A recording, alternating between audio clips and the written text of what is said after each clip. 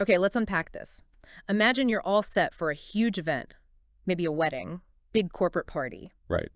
The room is packed, way over capacity, pushing maybe 200 people into a space meant for like 170. Yeah. Tight. It's already warm, humid, and then you realize, uh-oh, the air conditioning has completely failed. Oh, no. Yeah. The nightmare scenario. Seriously, it's 80 degrees indoors, super muggy, and your ice melts in maybe 15 minutes. Wow. How do you not just survive that, but actually, thrive and keep the party going for hours? It's a surprisingly common thing for working DJs, actually. Mhm. And what we're diving into today is how these pros master not just the music, Right. but the art of staying comfortable, staying effective in really extreme temperatures, both hot and cold. Exactly. This deep dive is all about pulling back the curtain on the ingenious solutions and practical wisdom shared within their community. Yeah, and revealing the critical business decisions that, allow them to do it. Absolutely. Our insights today come directly from these unscripted real world experiences shared on the DJ Roundtable show. Mm-hmm.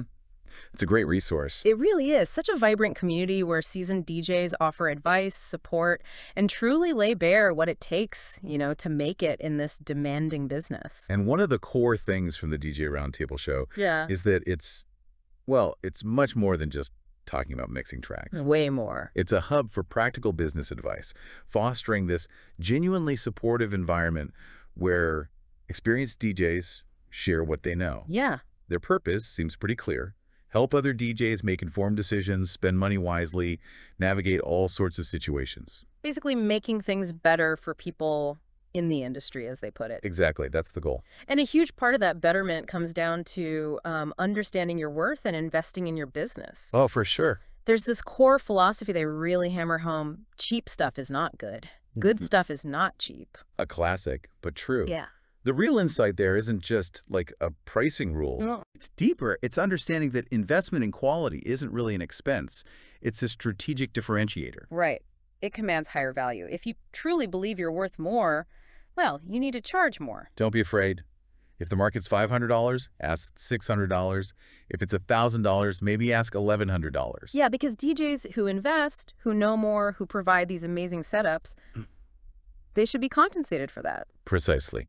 And this philosophy shows up in tangible ways. They talk about a DJ investing in an $11,000 LED video booth. Oh, okay, that's serious. That kind of investment immediately sets you apart, doesn't it? Especially from someone maybe buying the absolute cheapest gear from, say, Temu or somewhere similar. Yeah, those ultra low price places. It's about differentiating yourself through quality and, well, what you can offer. And what's really cool is their commitment to, like, open collaboration. That impressed me too. The show even welcomes product manufacturers, right, to discuss their honest, good working products, but with no sponsorship money changing hands. Zero. It's solely about utility for working DJs. Just, is this useful? Which really reinforces that community mission, that genuine desire to help each other out. Totally. Okay, so it's clear a solid business setup is crucial.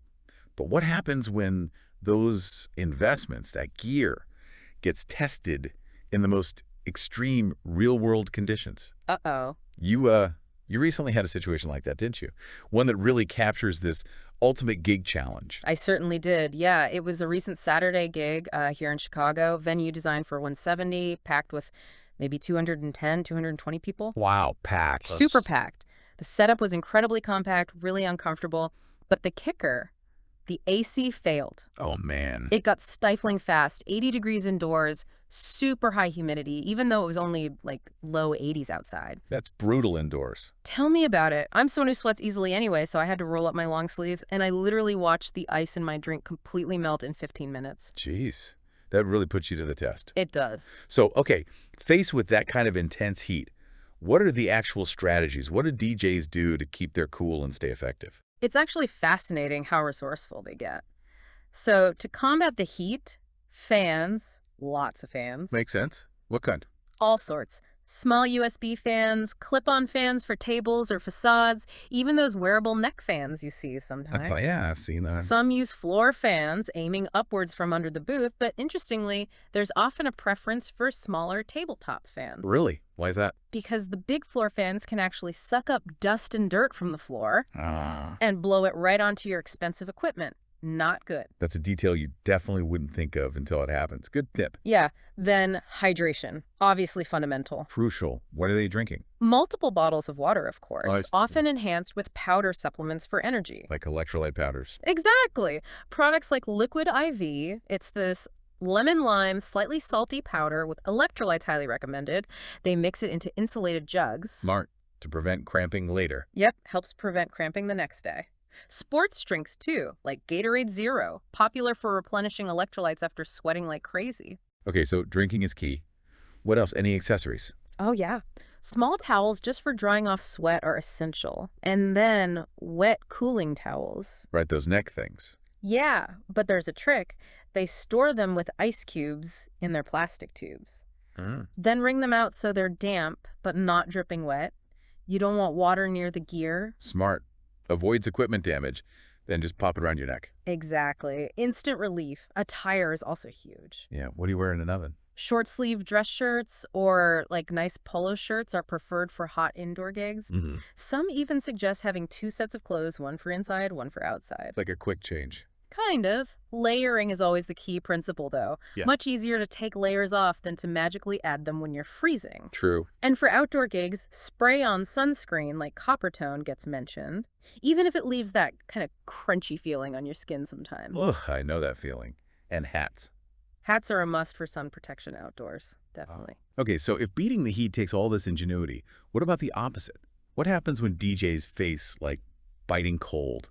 How do they stay warm and functional? The strategies for cold are just as creative, really. Portable heaters are common. What kind? A little space heater? Yeah, small personal ones, or sometimes those ceramic tower heaters. Especially if the venue hasn't really thought about the DJ's comfort, you know? Which happens. And for personal warmth, besides just the heater. They get high-tech. Heated vests, heated gloves. Sometimes they use fingerless versions for better control over the knobs and buttons. Oh, that's clever. Keeps the dexterity. Right. Heated or electric socks, too. And these USB-C rechargeable hand warmers that can apparently last like 12 hours. Wow, 12 hours is impressive. Keeps the fingers nimble. Well, that's the challenge, right? The cold brings its own functional problems. Cold fingers make precise control really difficult. Especially touchscreens, I bet. Exactly. Touchscreens are tough when your fingers are numb. So DJs might rely on a stylus or even a mouse sometimes to compensate. It becomes a real test of resilience, huh? Totally. One DJ even compared staying warm at gigs to, like, survival tactics learned playing football in freezing weather back in the day. Huh. Whatever works, right? You draw on past experience. You do. And beyond personal comfort, obviously, protecting the expensive equipment is paramount. For sure. What about gear in the heat? Laptops can benefit from those cooling pads you attach to the bottom, helps prevent overheating shutdowns. Yeah, I've seen those. iPads are apparently notorious for overheating, especially if they're being used heavily in something like a photo booth. Oh, interesting. So what do they do? Custom shades or covers to shield them, and surprisingly, some prefer gaming computers. Gaming laptops. Aren't they bulky? They are, and they drain batteries faster, but their big internal cooling fans are way better at dissipating heat compared to slimmer laptops. So it's a trade-off. Interesting trade-off. Okay, what Yep. about protecting gear from, like, outdoor elements? Sun, rain. Oh, yeah. Essential. Tents are basically mandatory for outdoor gigs, like those 8x8 easy-up canopies, usually with the pointed top. Right, the pop-up tents. Just for shade. Shade from brutal sun, yes, but also protection from windburn, especially if you're near water. Ah, I hadn't thought of windburn. And guarding against dew? Morning or evening dew can make gear sticky and damp. Yeah. Plus, obviously, protection from rain and even light falling snow is considered vital. You gotta protect the investment. Makes sense. Anything else for outdoors? Insect repellents. Mosquitoes can be brutal at outdoor events. A must-have. Good call. So if you had to say heat versus cold, what's generally tougher on the electronics? Well, connecting this back, the consensus seems to be that heat and humidity are actually more challenging for the equipment itself than cold. Really? Yeah, electronics generally perform better, or at least more reliably, in cooler conditions. Extreme heat is the bigger hurdle for the gear's health. Huh. Good to know. Okay, so they're battling the elements, they're protecting their gear. How do they actually fuel themselves during and after these demanding gigs? Right, keeping the energy up. Yeah. During the gig, water is always highlighted as the best choice, number one. Can't go wrong with water. Some add flavoring drops to make it less boring, I guess. Then there's the timeless pop versus soda debate. Of course. What's the verdict? Well, they joke about it, but Coke Zero seems like a common choice. Clear sodas, too, like Sprite or ginger ale. Okay. Any other go-to drinks? Yeah, for a quick energy boost or something different, you hear about lemonade, sweetened iced tea. Ah, sweet tea. Uh, Especially down south, right? exactly. That super sweet stuff from places like McDonald's or Popeyes or Cane's. Very popular. Loads of sugar, though. Oh, yeah. Energy drinks like Red Bull and Monster get consumed, sometimes as mixers. But again, Liquid IV comes up a lot for electrolytes and preventing cramps. That seems like a really popular one in the community. It does. And sports drinks generally are seen as vital for replacing fluids and salts lost from all that sweating. Makes sense. What about caffeine? Coffee. Definitely. Coffee, iced or hot, is a common pick-me-up. Some DJs even plan ahead and grab, like, a Jamba Juice for protein and way before an event. Strategic fueling. Smart. Now, the potentially tricky one. Alcohol. Yeah. Yeah. So, some venues flat out prohibit it, obviously. But some DJs admit, maybe having a beer or a signature drink. To loosen up. Kind of, yeah. To get on the level with the guests, as one put it, joking maybe that their transitions are 10 times better after a couple of drinks. I wonder. But they're also quick to acknowledge the dehydrating effects of alcohol, which is super important given everything we just talked about hydration. Right, it's a balancing act. Or maybe just best avoided if you're already battling heat. Probably wise. Yeah. So then, after a long, physically tough night, what's the post-gig food situation look like? The late night refuel. I bet it's fast food central. Pretty much. It's all about quick, accessible, often high-calorie stuff to recharge. Convenience is key. Regional fast food staples are big. Like what?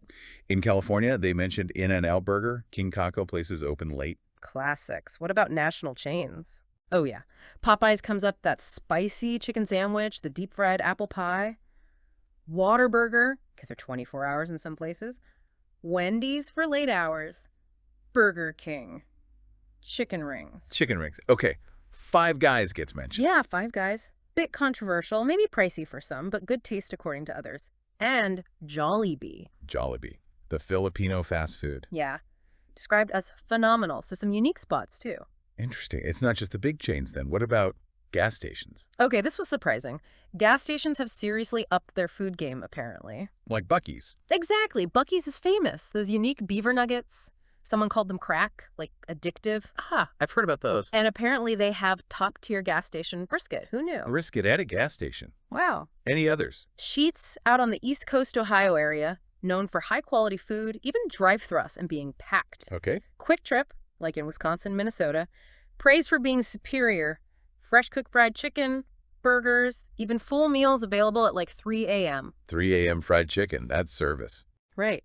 And Casey's in the Midwest, known for its pizza. Gas station pizza. Huh. Apparently it's a thing. And for, like, slightly healthier or quicker snacks, Trader Joe's mixed nuts, Rice Krispie treats, fruit cups get mentioned. Okay, bit of variety.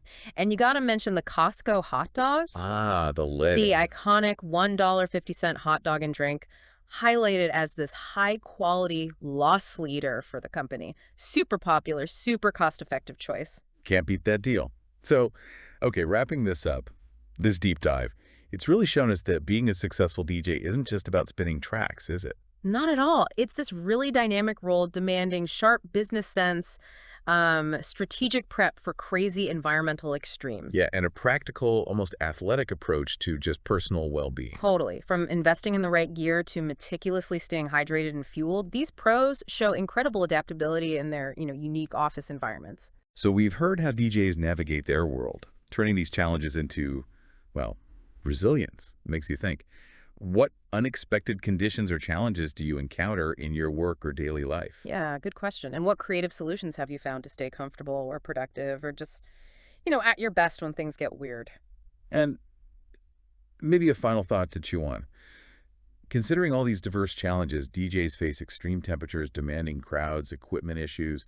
How might their lessons in resilience and self-care and sheer problem solving, how might those translate to our own lives? When we're pushed to our limits outside our own comfort zones, something to think about.